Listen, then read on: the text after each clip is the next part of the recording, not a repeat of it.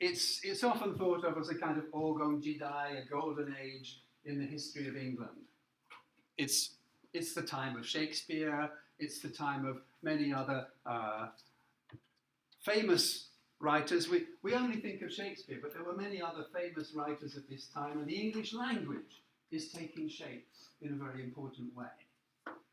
Also, England's position in the world is changing. Henry VIII loved fighting, and in a lot of ways he weakened the international power of the country through war. But in the time of Elizabeth, England made some surprising developments in its importance inside Europe. And it's starting to become important internationally. The British Empire comes later on, but the beginnings of the British Empire start at this time. So, here she is, Elizabeth. By the way, if you look at the end of your print,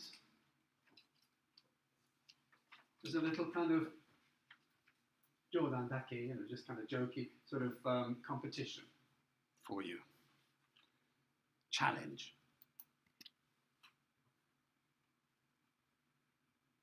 Get it? Yeah? Okay.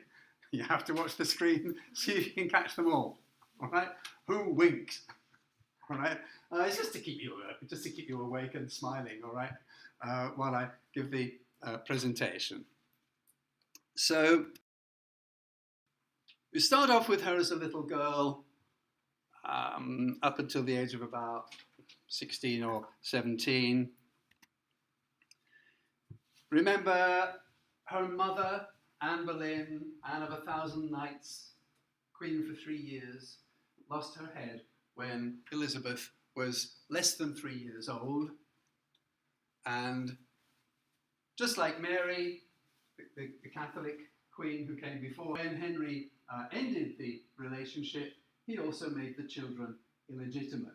So both children were considered illegitimate by Henry in their childhood.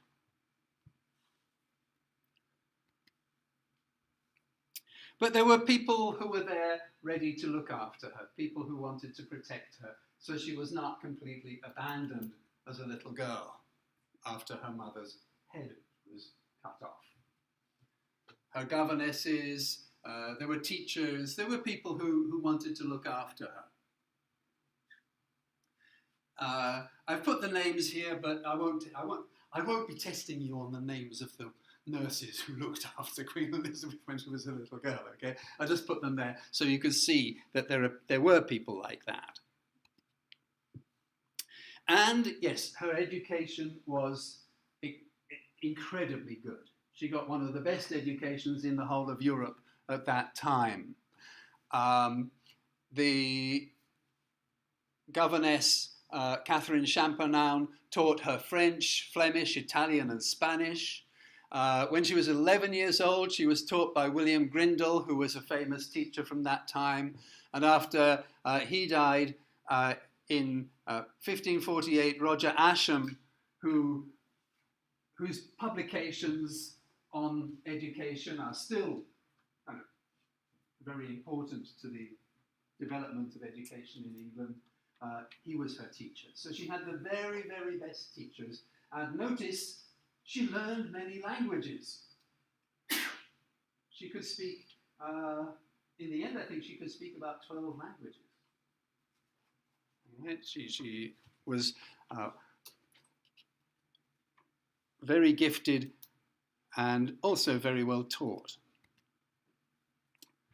And by the time she was 18, she was considered one of the most intelligent and best educated women in Europe. So she's remarkable in that way as well. If you remember who else was remarkable in that way, you may remember Mary's mother, Catherine of Aragon, was also an exceptionally well-educated and capable woman. So Mary's mother, Catherine of Aragon, if you're interested in the women at that time, and Elizabeth, these are probably two of the most exceptional women in 16th century Europe.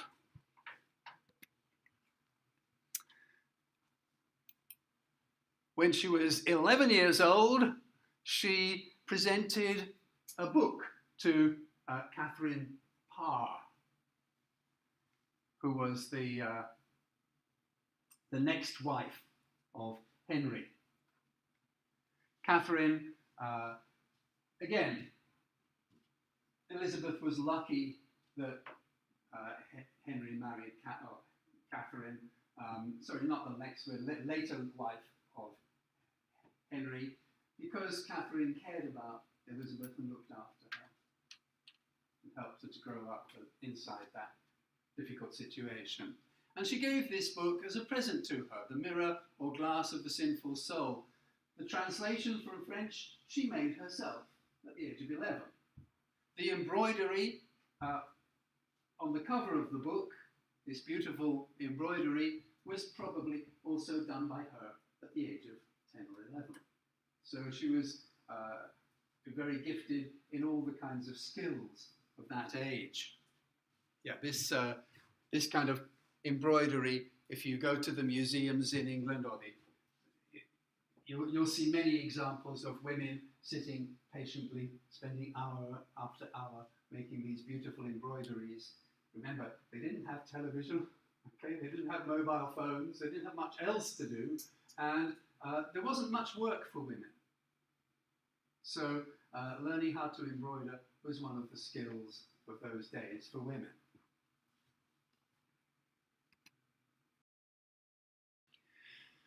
But her early life was filled with numerous traumas. Quite obviously, it starts with her mother having her head cut off. She would only have been less than 3 years old at that time, so she probably didn't remember it very much. But as Alison Plowden puts it in her biography of Elizabeth, she says she would never be able to remember a time when she had not known that her mother had died because her father ordered it. It's a fairly unique and pretty horrible situation to be in.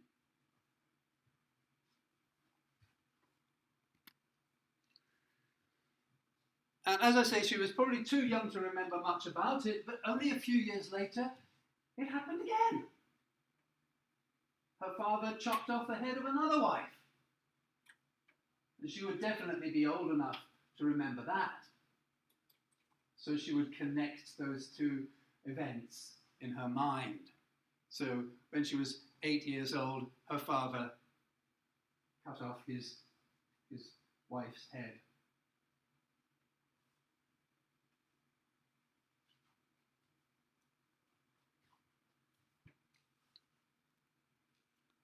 So she's growing up with those kinds of extraordinary traumas that we can't really imagine. And then she went to live with Henry's widow. Catherine Parr is the wife. I mentioned her, she presented her with the prayer book. Catherine Parr is the wife who survived Henry and was kind to Elizabeth, and Elizabeth lived with Catherine after Catherine's death, but the problem with Catherine's new husband, she married again after Henry, it seems that he abused Elizabeth sexually. So she suffered that as well. She had a pretty traumatic childhood, a very traumatic childhood.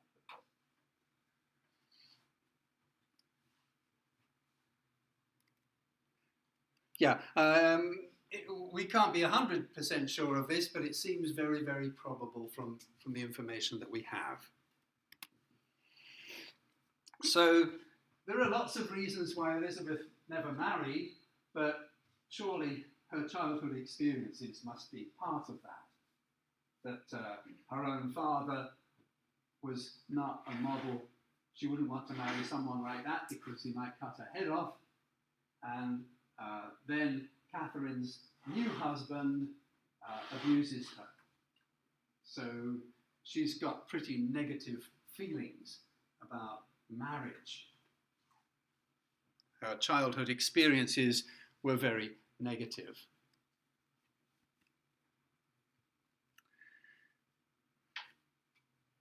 On a more positive note, she was on good terms with her sister Mary. As children, they grew up happily and played together and got on okay. And her half-brother, Prince Edward, you remember, these are, I say her sister Mary, but it's actually her half-sister and half-brother. Okay, they've got the same father but a different mother. So the three children, when they were small, got on fine, and that was some positive thing, that she was growing up with other children in a fairly normal kind of way in this extraordinary situation. But these were dangerous times, and Mary was going to become queen. Now, while Catherine lived, she was a powerful protector, but she died. And her husband continued to show interest in Elizabeth. It seems likely that her husband wanted to marry Elizabeth at this stage. Elizabeth by now is a young woman, she's about 16 years old, and Catherine's husband, now that Catherine has died, is continuing to show interest in her, and perhaps he wants to marry her. And at the same time, he gets into a scandal, a very dangerous scandal, a plot to replace his brother as the royal protector of the king, Edward VI. And he was put to death. So this is another danger for Elizabeth, that the man who's making advances to her, perhaps wants to marry her, is a traitor, and he is put to death. And of course, in such a situation, people will say, and the woman? Did she know about it? Was she connected? So Elizabeth had to learn to be very careful. No, what he did is nothing to do with me. He did it. It's not my responsibility. I don't even like the guy, okay? Don't make me responsible for what he did. But this was always a danger in these plots. Okay, he's the main person, but who else? Who else knew about it? Did Elizabeth know about it? Well, this is going to happen to her several times, and this is the first time, and she's able to say, no, it's nothing to do with me. So she fights off any connection with with Thomas Seymour, the husband of the dead Catherine Parr. And the same thing happens with Thomas Wyatt, who rebels against Mary. Remember, I said there was a big rebellion against Mary. Those people who didn't want a Catholic queen got together and tried to push Mary out. The leader was Thomas Wyatt, and again, Elizabeth was kind of suspected of having some connection. Why would the suspicion be so strong? Because people would say, of course, she has motivation. She has a reason. If she can push Edward out, if she can push Mary out, then Elizabeth can become queen. So she has motivation to try to push them out. Was she connected? And people are suspicious. So she had to learn to be very careful in those days. In fact, her sister, her childhood friend, now locks her up in prison in the Tower of London. The conditions would have been good. She'd have had servants, she'd have had nice food, but she would not have been free. She'd be locked up in prison. And the way she survived was just to be very cautious, very careful, not connect with the wrong people, and also pretend to be Catholic to keep Mary happy. Okay, so she's not too proud to say, kokoro no naka de protestanto desu kedo, jinitaku nai kara. Okay? Catholic nishio. Okay, I'll tell people that I'm a Catholic, just in order not to get into trouble with Mary. Okay, and while she was in prison, she she owned a little prayer book here, and it's in Latin. Most of the language of the religion, especially under Mary, went back to Latin. Okay? Translating into English was more of a Protestant thing. The Catholics tended to use Latin more. So this is her little prayer book. Look at what she's written here. Look what your loving Mistress Elizabeth has written here. Let me show you more clearly. No crooked leg, no bleared eye, no part deformed out of kind, nor yet so ugly half can be, as is the inward suspicious mind. Having those eyes that look, saying, okay, that's the most twisted thing for Elizabeth. That's the most terrible thing for her. To be physically ugly, to have, to lose an arm or a leg, or have anything wrong with you physically is not so ugly as the ugliness inside. And the biggest ugliness inside is a suspicious mind. Is she writing about her sister, who locked her up in prison, suspecting her? Probably. I don't know if her sister ever read those words. I hope not. She might have been very angry. Okay? Probably Elizabeth hid it under her bed or something. But that's her secret feeling. She hates being suspected by her sister. All right?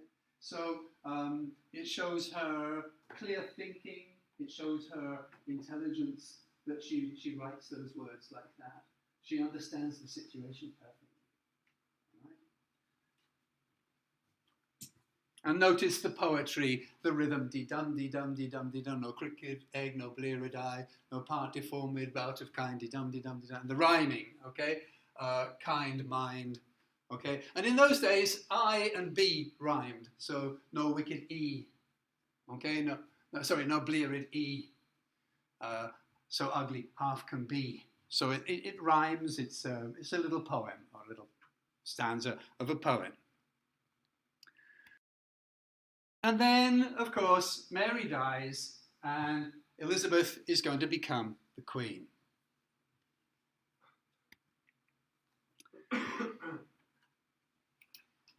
As we learned last week, Mary was unable to have a child. And this meant that there were two claimants after Mary's death. Now, you remember that I said this was going to be important, and it's going to continue to be important.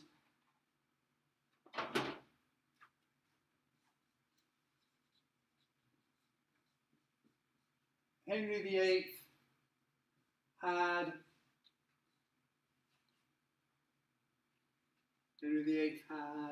anybody?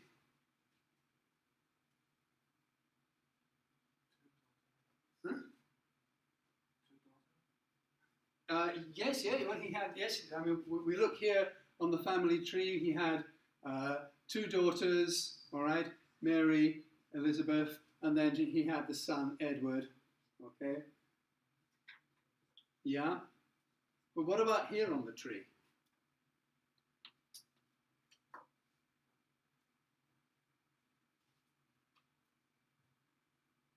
I don't remember. It's okay, there's a lot of detail to try to remember here. And he had a sister, all right? She married,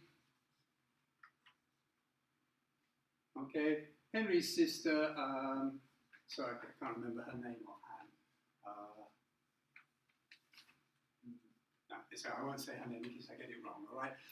But she married, any idea?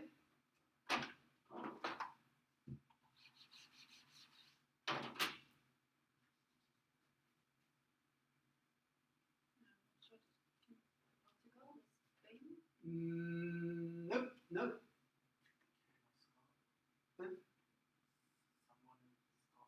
That's right. Yes, that's right. She married the King of Scotland. Okay, so we've got the Stuart family here. The Stuarts of Scotland. And she marries, I think it's James III or somewhere, something like that. I can't remember exactly, okay? But they go on and they have children, grandchildren, basically. When Edward dies, Mary dies, who will become the new queen, or who will become the new ruler of England? We've got Mary, Stuart, and we've got Elizabeth. It's going to be one of those two. All right, those are the closest ones. The reason for saying it should be Mary and not Elizabeth is because, of course, Henry, when he chopped the wife's head off, Elizabeth's mother, when Elizabeth's mother lost her head, Elizabeth became illegitimate. She's not a true princess. She's the daughter of a false mother. But that was, not a more severe case, but similar to Mary, who was also made illegitimate when the separation happened. But in this case, it's even worse because he killed the mother. So there were some people who say, well, she's not part of the royal family because her mother was killed by Henry, and she's not legitimate. So she should be the queen. So there are two arguments, one based on logic, but of course the basic reason for the argument is religion. Elizabeth is Protestant and Mary is Catholic.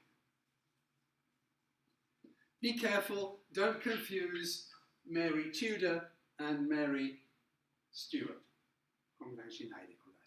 Okay, there's students often mix those two up and they get the wrong information because they confuse the two Marys. So basically then, that's right, it was James, it was James IV. James IV, all right? So she'd married James IV, and Mary is the granddaughter, okay? And so also the granddaughter of Henry's sister, Margaret. I do have the names, don't I? They're up there on the, they're up there. So Margaret married James, Mary was the granddaughter. So some people argued that Mary should be the queen, and other people were saying no, Elizabeth.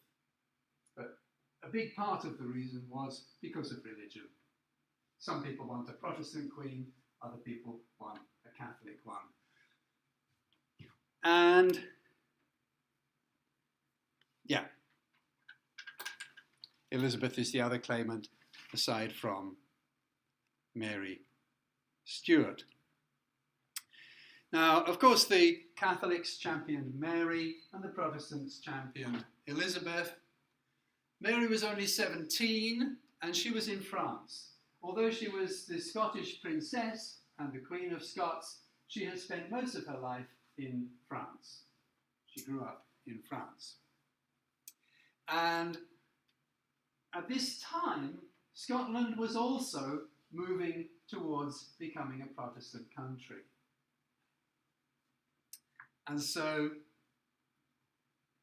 we have, in Scottish history, if you remember, we said, I won't put it out, I'll just talk about this. For quite a long time, Scotland and France were close.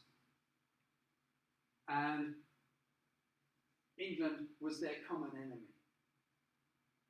And they kind of sandwiched England from the north and from the south, were both against England. They didn't directly attack England, but they made England feel uncomfortable. You have enemies to the north, you have enemies to the south. All right? But now, as the English princess marries the Scottish king, the two countries begin to come closer. And as Scotland also moves in a Protestant direction, the countries become closer. England and Scotland are becoming closer. And France is fighting against the Protestants. France is busy trying to stop the Protestants from becoming strong in France. And Mary is in France. And so, because France is busy, and because England is becoming closer to the Protestant, and Scotland are becoming closer because of Protestant religion, there's not enough support for Mary. The French say, sorry Mary, we like to help you, but we're very busy. We're fighting against Protestants here. And the Scottish are saying, well, we're not so Catholic anymore. We're not sure if we want a Catholic queen who lives in France. Okay? So she couldn't get enough support, so Elizabeth became queen.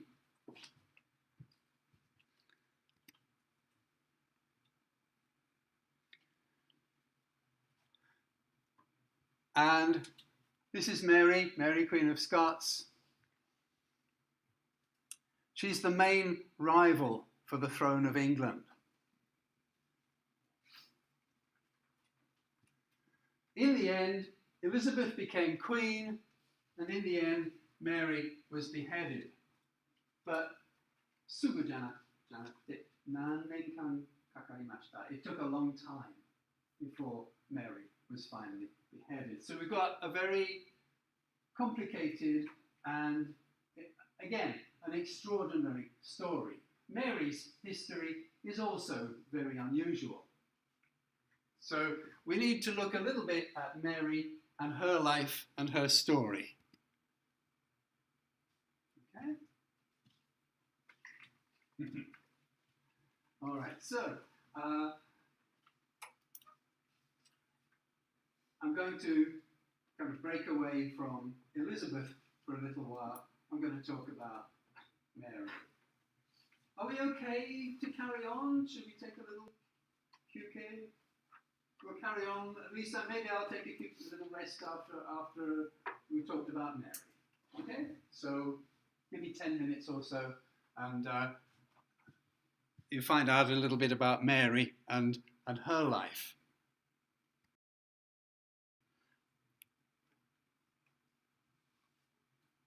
So the first thing that Elizabeth does when she gets into power is she decides the church. And the church is, from now on, is going to be a Protestant, not a strongly Protestant like the Lutherans, but a medium Protestant church. And so this is called the Elizabethan settlement.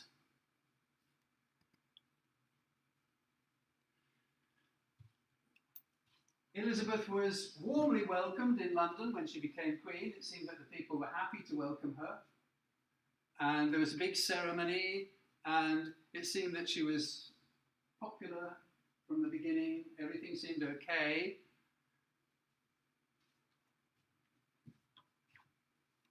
So she's off to a good start. And now she has to make the right decisions in order to stay popular with the people. And the first thing she does is she makes two laws, the Act of Supremacy and the Act of Uniformity. These two laws, in English, when we propose a law, we call it an act. Okay, act in this case has a special meaning. It means law. So these two acts together are called the Elizabethan settlement. The first one is that if you want to have a public position in the country, you must accept Elizabeth is the head of the church, not the Pope. And the second one is that the prayers in the church services are using a special English language prayer book, and some of the Catholic ideas are cut out from that prayer book.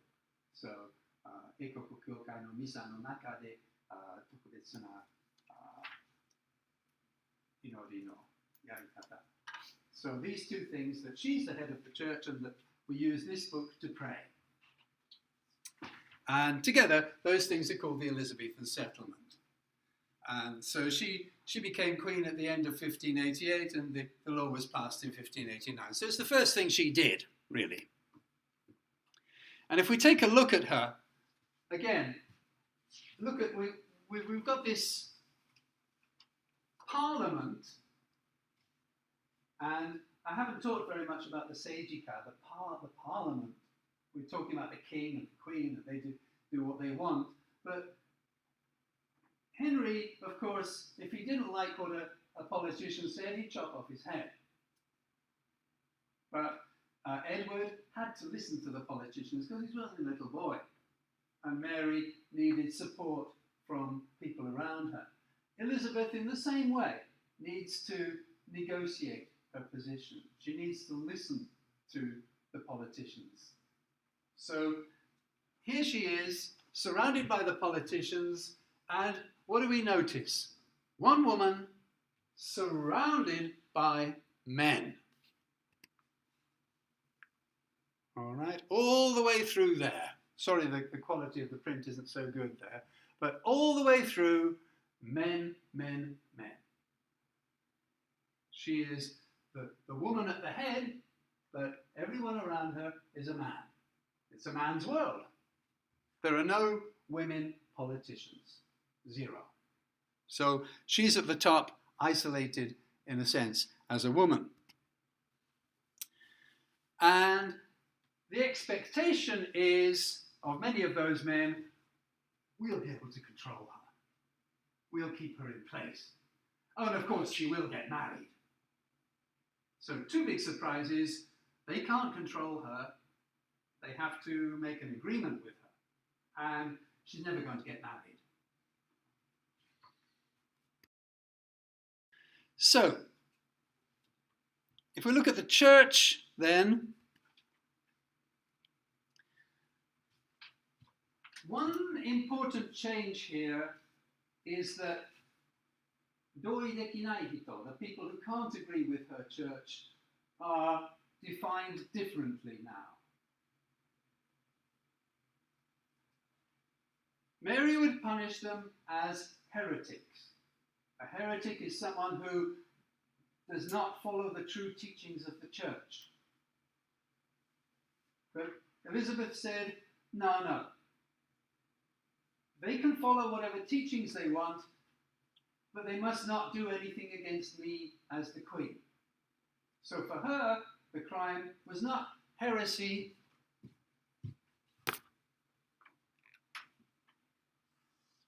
for her, the crime was treason. That comes up next. Yeah, treason.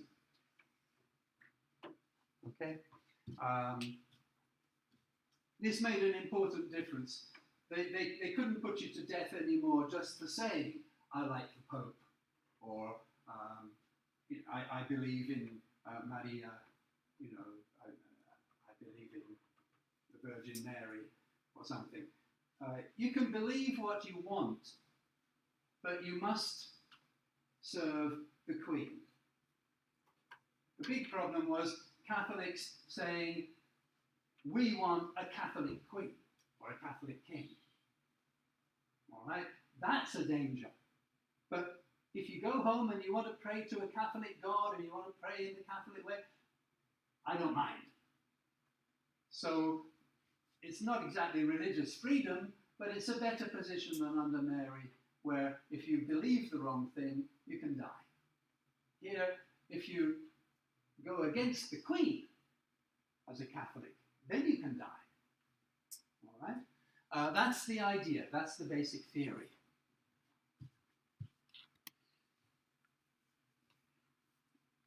And so, all through Elizabeth's reign, all through this period and the next century, basically the Church of England is trying to keep a sort of middle path. We talked about this, okay? Via media in Latin.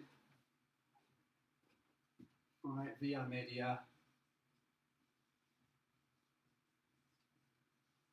We're not on the side of Luther, we're not on the side of the Catholics, okay?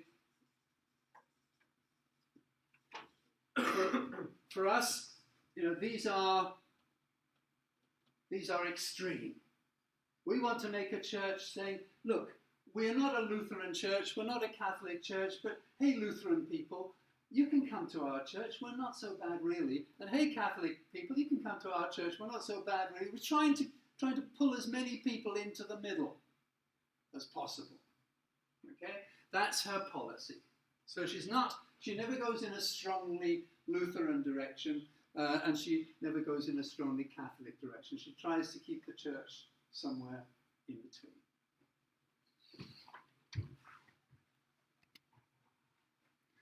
And this guy, Richard Hooker, was, he wrote it all down. This is what our church, our Eikokokyokai, this is what we believe, this is what our church is. With great big, thick, eight volumes of big, thick, heavy books, so that's just one of them. Okay? Okay, there are eight big, thick books that he wrote. A huge amount of stuff saying this is what the teaching of our church is.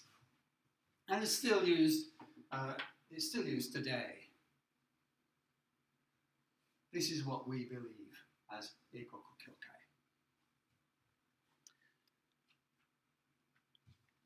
Okay? People are still writing things down, so there must be something on the print. I'll give you a little second, okay?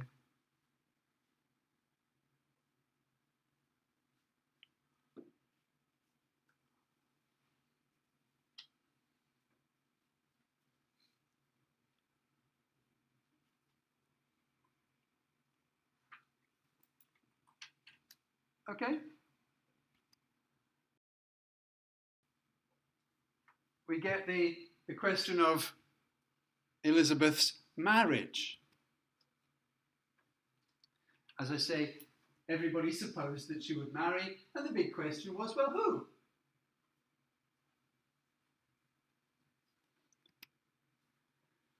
The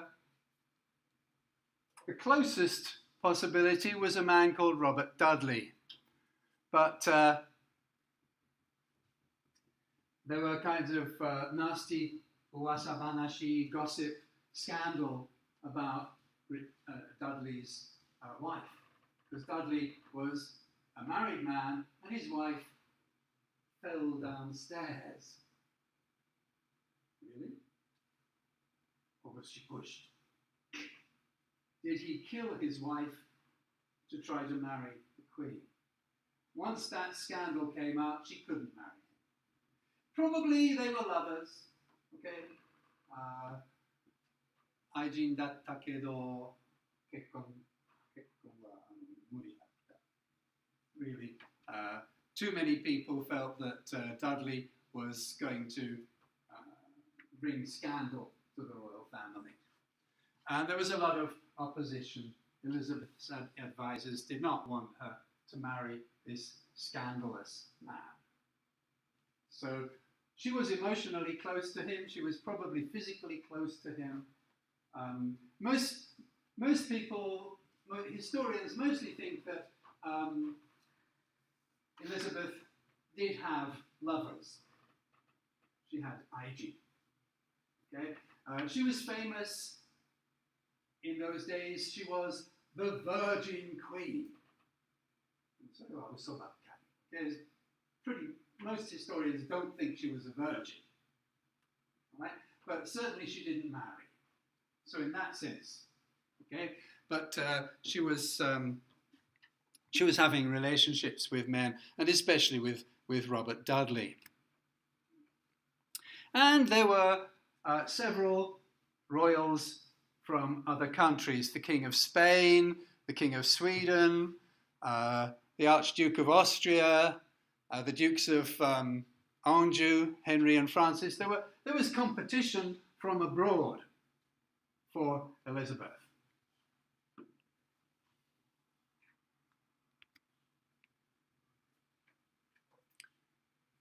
So Robert Dudley, the reason they became close because remember when Mary locked her sister up in the Tower of London? Robert Dudley was also in prison at that time. So they became close as prisoners in the Tower of London during Mary's reign. And that closeness continued for all of their lives.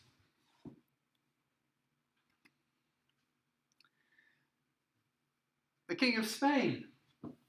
Now remember, he had married Mary.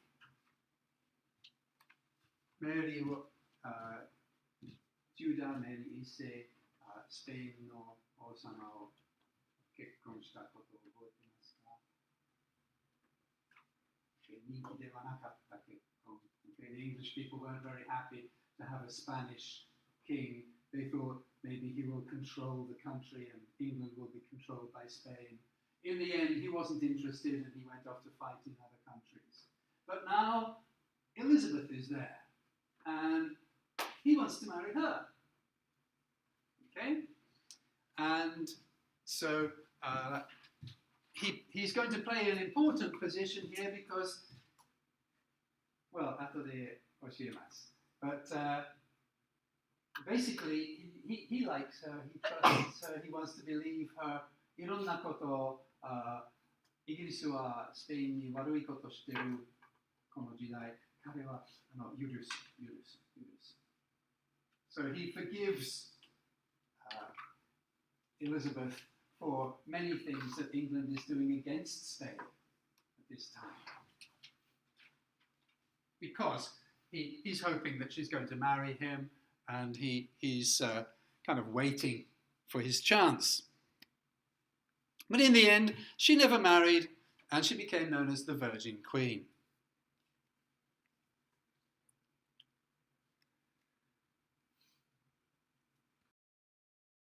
So, yeah, let's take a look at Mary's story.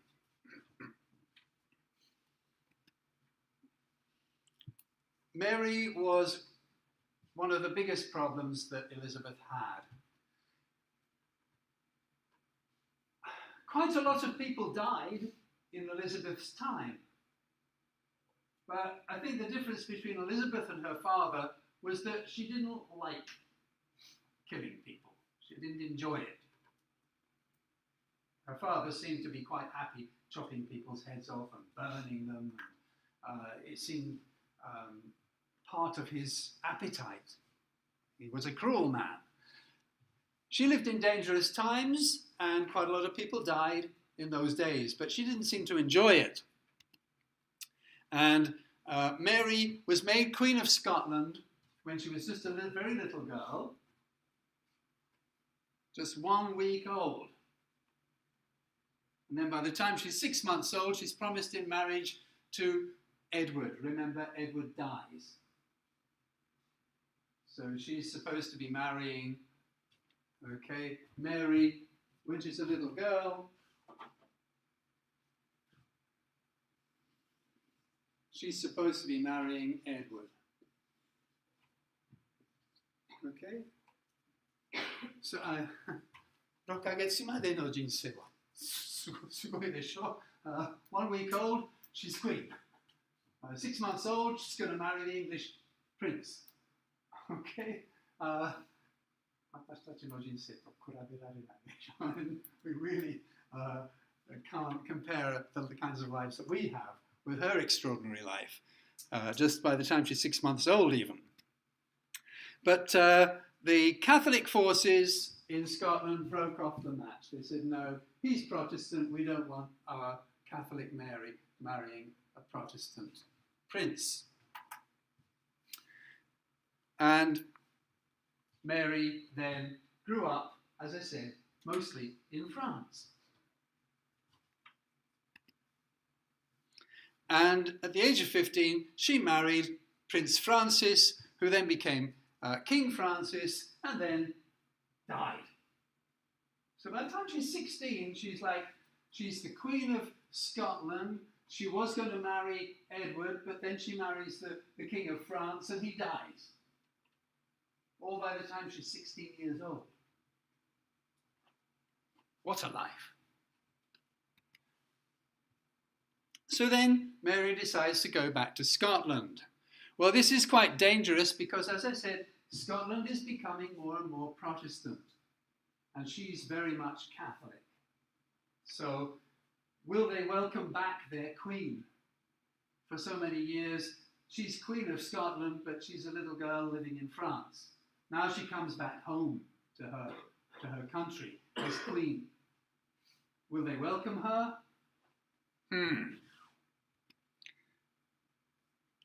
Scotland has been moving towards Protestantism, and the big Scottish Protestant reformer was a man called John Knox. 教会ではなくて Presbyterian という教会ですけど、後でそれを詳しく説明から。I'll explain about his church. It's more Protestant than Elizabeth. It's more Protestant than the Kyokai.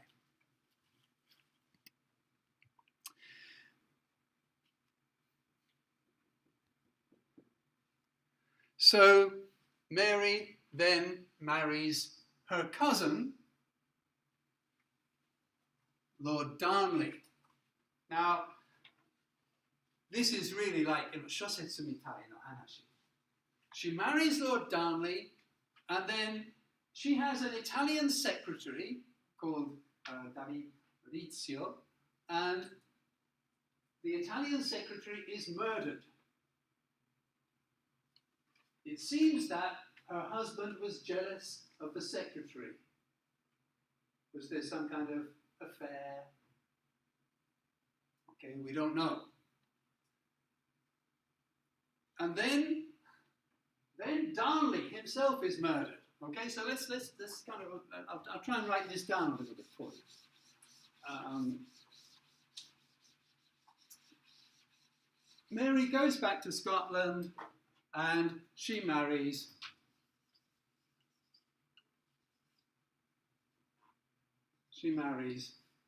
Darnley. Her secretary, and possibly her lover,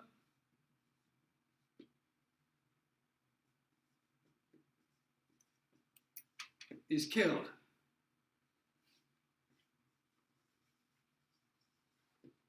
Did Darnley do it? We don't know. Then Darnley is killed. And Mary marries James Hepburn, who probably killed Darnley. Okay? We're not sure, but probably.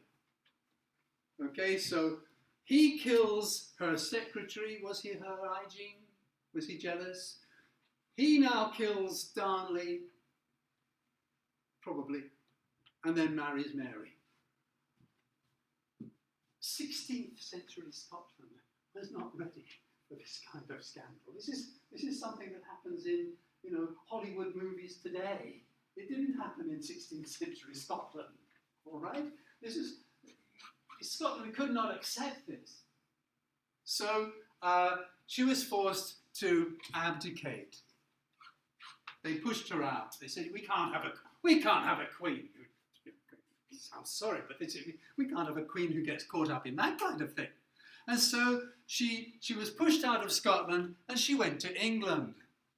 She goes to England. She says to her cousin, okay, please help me.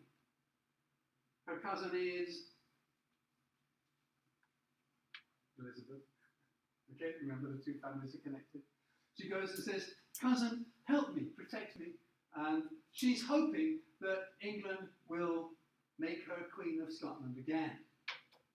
Well, Mary is a problem wherever she goes. She's a problem. When she comes to Elizabeth, do you think Elizabeth says, oh, my cousin, how lovely to see you, how nice. Yes, I'll help you to become Queen of Scotland again. So Mary. Oh my goodness. All the English Catholics want you to be queen. They want to kill me and they want to make you queen and you come here. I can't help you. Right? Even if I want to help you, I can't help you. So, like I say, this is a fantastic story. It's worthy of Hollywood, isn't it? You can hardly make it up.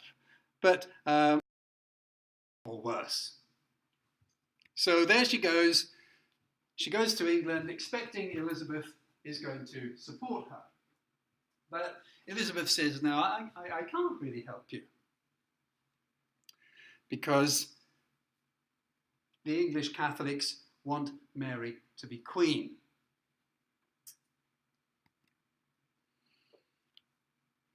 And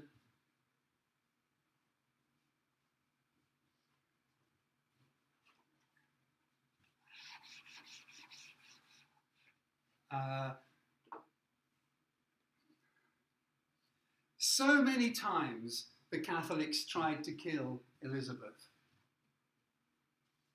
I think in 20 years, 20 times, something like that, the Catholics tried to kill Elizabeth. And so if Mary was alive, Mary was the kind of symbol for the Catholics. We want Mary to be our queen. Mary should be our leader. So she's the champion of the Catholics, and they want Mary as their queen.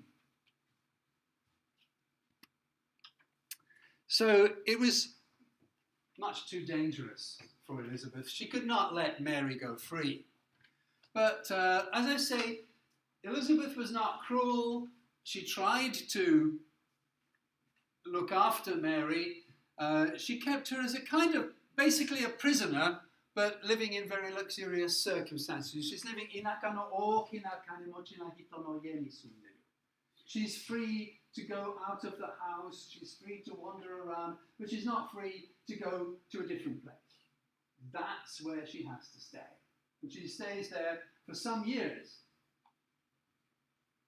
So she's a prisoner, but she's not like in a kind of nasty situation. She's limited, but she's living with a very rich family. She's having a luxurious life. But in the end, one of these Catholic plots to kill Elizabeth, there's proof. Shoumei ga arimasu. Meri ga haiteta. Tegami wo kaita. All right? She's connected to the people who are trying to kill Elizabeth. So finally, in 1587, Elizabeth says, "Mo takusan," and she has to put Mary to death. Okay, so that's the story of Mary, Queen of Scots. Well, I think I'll just finish. Maybe we could get this finished today. I hope so. And there she is, Mary. It's very famous. She was one of the most beautiful women in Europe. But when she died, her hair was it was a wig. So it was a big shock for everybody. When she was held up, her head was held up after they cut it off.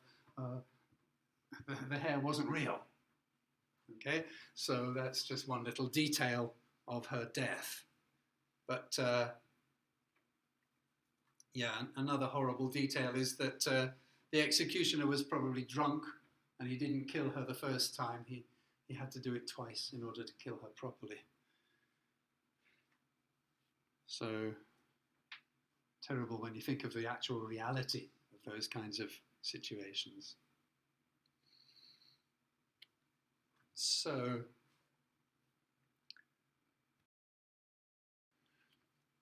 the next thing that's going to happen is war with Spain.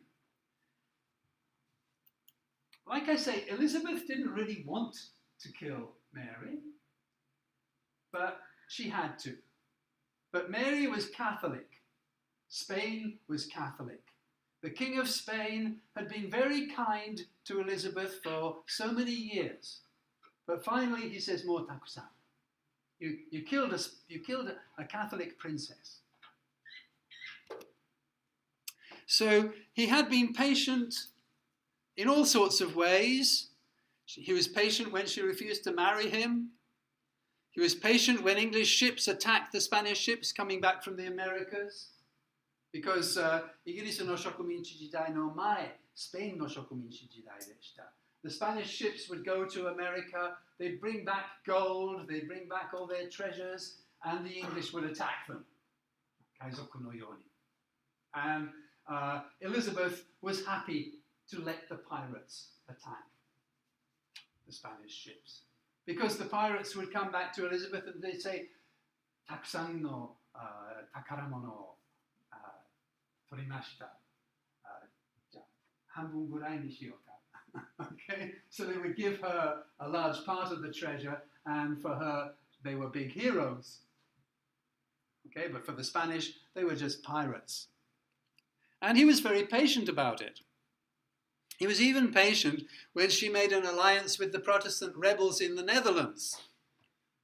Anojidai Oranda, the Netherlands, were controlled by Spain. So she is going against him in land that Spain controls. She's supporting the Protestants in Holland, Oranda, Netherlands, Onaji. Netherlands, Holland.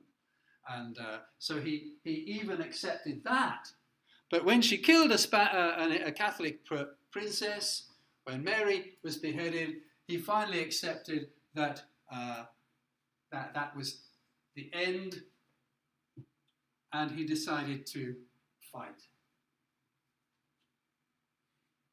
At that time, Spain was the #1 powerful country in Europe.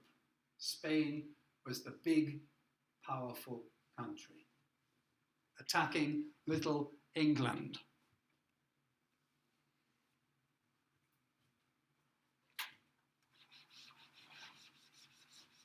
Okay. I think we ready? Yeah. Okay, let's carry on. So what have we got here? The Spanish Armada, very, very famous. The Spanish ships. These ones are the English ships with the red cross, and these ones with the yellow cross are the Spanish ships. Now, basically, the Spanish ships were much bigger. The English were making small ships. And in a battle, it turned out that the smaller ships were much more useful. They could move around more quickly. Okay, they could get in, boom, attack, and then just get out again. And the Spanish ship is just sitting there. It can't move fast enough because it's too big. So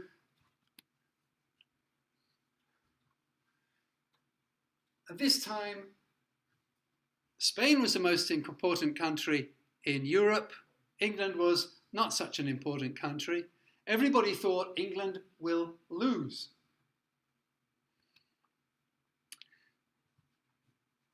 So nobody expected England to defeat the Spanish Armada. In fact, the Spanish Armada was known as the Invincible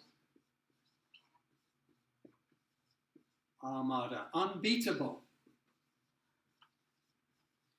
Okay? Invincible means you cannot beat it. It's too strong. It will always win. The invincible armada, but it was not invincible. The English won. The weather helped as well. Okay, there was a big storm, and the Spanish ships were not able to control themselves against the storm as well. So basically, though, from this time onwards, this time is 1588, Spanish Armada. From 1588 onwards, Spain gets weaker and weaker and weaker, and England gets stronger and stronger. So this is a really important turning point for England, and it's happening in the time of Queen Elizabeth.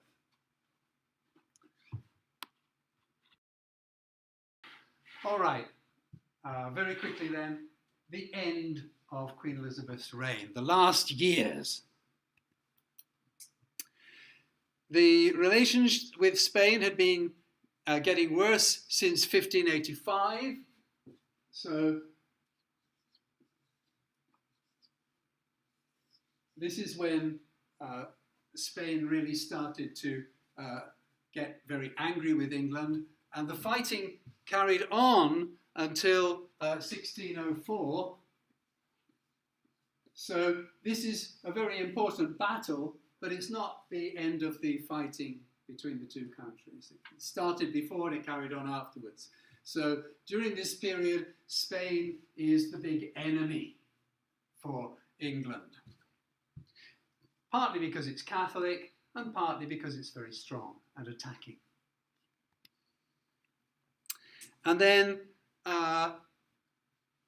Elizabeth tries to support the Protestant king in France, but the problem with Elizabeth's international policy, she often said, "Hai Protestanto tetsudaimasu," and then she didn't give them enough. So the Protestants, Elizabeth, Elizabeth's going to help us, so we'll be okay. And then they're waiting, and they say, "She didn't send any food. She didn't send any weapons. We're here, and they're going to attack us, and they're going to kill us. We have no protection." She helped, but not enough. So in these situations, Elizabeth was not a good supporter of her Protestant friends in Europe. She would give them a little bit, but not enough to win. And so frequently she gave help to Protestants in Europe, but the consequence was that the Protestants actually lost because she didn't give them enough help. And Spain was supporting Ireland. Remember, Ireland now is the only part of the British Isles that is still Catholic. Scotland has become Protestant, England and Wales are Protestant, so Ireland remains as a Catholic country, and Spain is close to Ireland. And again, Ireland is very angry with England. England has been pushing its way into Ireland for hundreds of years. The English are pushing into Ireland, and the Irish people are being treated very often badly. So in 1582, they died because of no food, because there was no food for them. So the negative relations between England and Ireland are getting worse. Relations with Europe are not too good. The Protestants in Europe are not too good because she helps, but she doesn't help enough. Negative relations with Ireland. And so things are going, at the end of her reign, things are going bad. It's not a good ending. Foreign wars, decline in popularity, and disease. We've got the persecution, I'll come to the disease in just a second now. We've got the persecution of Catholics, crop failures, social unrest, Her personal life is very unhappy. Dudley is already dead, her lover from before. She's formed a relationship or a close friendship with a charming young man called Robert Devereux, and he organized a rebellion, a kakume, against her. So she was very sad about that. She became depressed, and she died in 1603.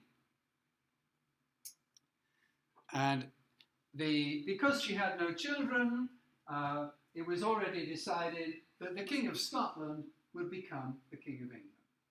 Elizabeth, she never married, she had no children, and the King of Scotland would be the next king. So this is the end of the Tudor period, when Elizabeth dies. Okay. Now, she was queen for a very, very long time. Most English people couldn't remember anybody else. All their lives, she was the queen. And when she died, the country was mourning her greatly, but at the same time, the last years had not been very successful and not been very happy. So basically, that's the story of Queen Elizabeth.